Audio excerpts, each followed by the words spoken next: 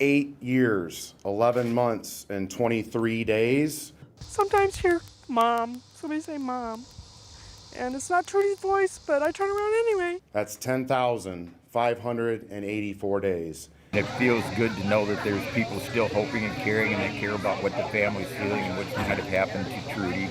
That is how long the family of Trudy Appleby has waited for a resolution. One person out there that knows exactly what happened to our girl. That is the time it has taken to stand before you and say what we long had hoped we could say. We have made an arrest in the murder of Trudy Appleby.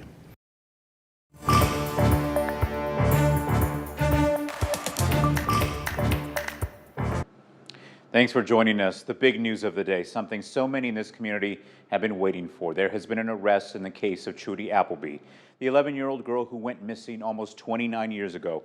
We'll get to the details of the arrest and the suspect now in custody in a moment.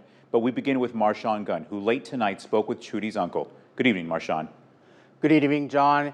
Ray Eddleman is Trudy Appleby's uncle. As I talked to him tonight, you could really tell the toll of the 29 years of uncertainty has had on him.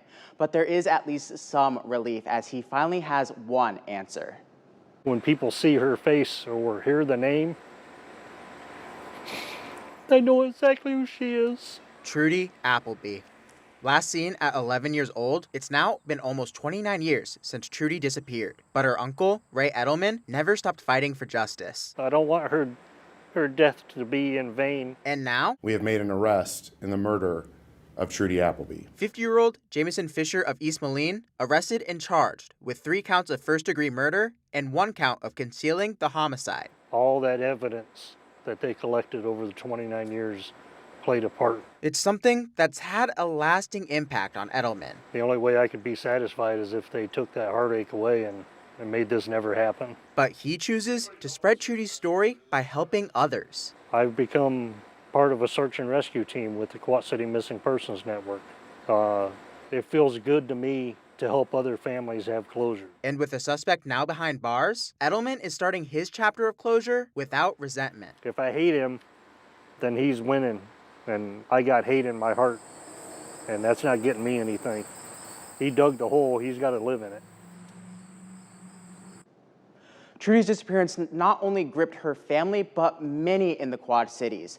I went out to Greenview Memorial Gardens. There's a bench there in Trudy's memory. I ran into a woman named Tammy Neese. She remembers when Trudy went missing, and as a result, she changed the way that she took on parenting. Now, looking back, Neese can only imagine the emotions of Trudy's family. Oh, it definitely did.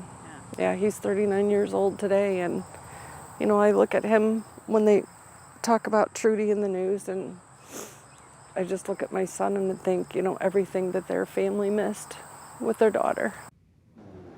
Neese cut some flowers from her garden to take out to Trudy's bench. She wanted to make sure that the family knows that Trudy's story is still felt all around the Quad Cities. The family of Trudy holds a vigil every year on the day of her disappearance, August 21st, at their family's church.